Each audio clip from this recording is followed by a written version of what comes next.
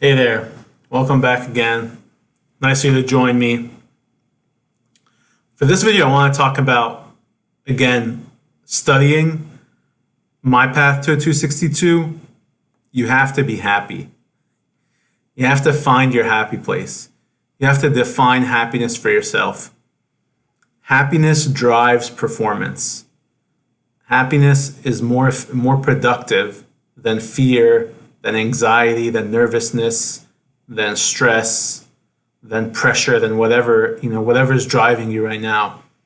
If happiness drives you, and if you're able to change your life to make yourself happy in medical school, happy the day before you take your exam, happy during your exams, happy in residency, you're going to perform better. That's what I believe. That's my personal experience.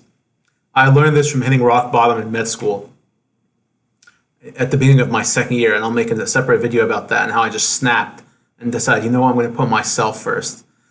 But let me tell you what I did leading up to step one to drive happiness and to really help me study productively and have a smile on my face every single day. I mean, the dedicated time that I was studying for step one was probably some of the happiest days of my life. They were so fun. So first I'll tell you, for us, our school let us go in like March. And I took my exam in May.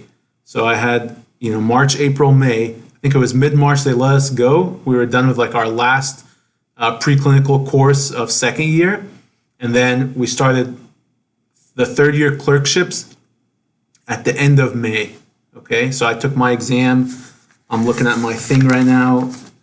May 18. So that means we started our clerkships like May 25th or May 26th.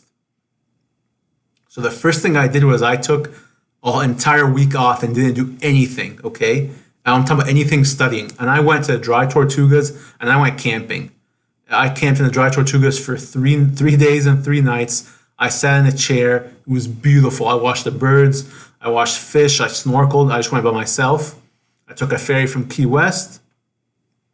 And I hung out there for 3 days and 3 nights.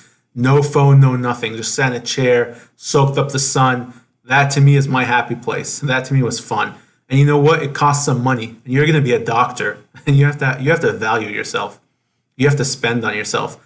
If you don't have a wealthy background and you're in debt or you're taking loans, I would suggest, this is my opinion, of course. I don't know your personal unique situation, but I would suggest factoring in mental health needs, fun needs, happy place needs in your budget, in your loan requirements, in whatever. Okay.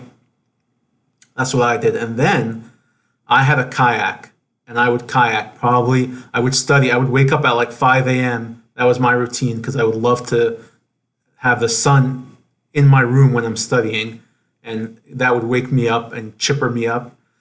And I would study till 3, 4 p.m. and then I would kayak, and it was March, April, and so the sun was setting at whatever 7 or something. So then I would kayak for like an hour, 2 hours, and then I would bike. The bike too, so I would alternate kayak or bike or both, depending on how much happiness I felt like I needed. Some people, to them, their happy place is hanging out with friends. If that's you and you don't need that exercise, then go for it. I didn't have that many close friends in med school. I was non-traditional. A lot of my close friends had moved or somewhere else or married with kids and stuff like that. So my happiness was something I had to create for myself, and I did that, luckily. And the last thing I did, and this is super fun, you have to plan yourself a reward. There has to be a light at the end of the tunnel.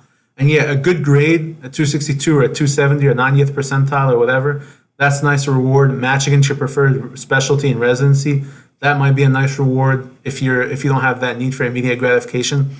But I needed something to look forward to, and I needed something to unwind after taking the test.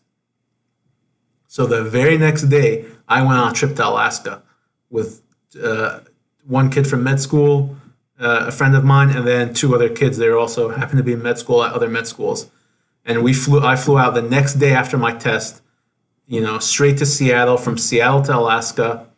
And then I spent like 4 days camping in Denali, maybe 4 or 5 days. And I remember this was post-COVID. So our introduction to clerkships, like course or whatever, probably happened like May 24th. It was virtual, and I planned all of this. I was in a tent, logged in, of course, not paying attention, in a tent, just sleeping, logged into my introduction to clerkships. And then the day of my clerkship is the day I landed back in Florida, and I went from the airport to my orientation. Okay, so I would suggest, again, like, you have to milk all the free time you have to have fun, find your happy place, define what's happiness for you, and you have to take that effort, because nobody cares and no one's going to go out of their way to make you happy or adjust for you.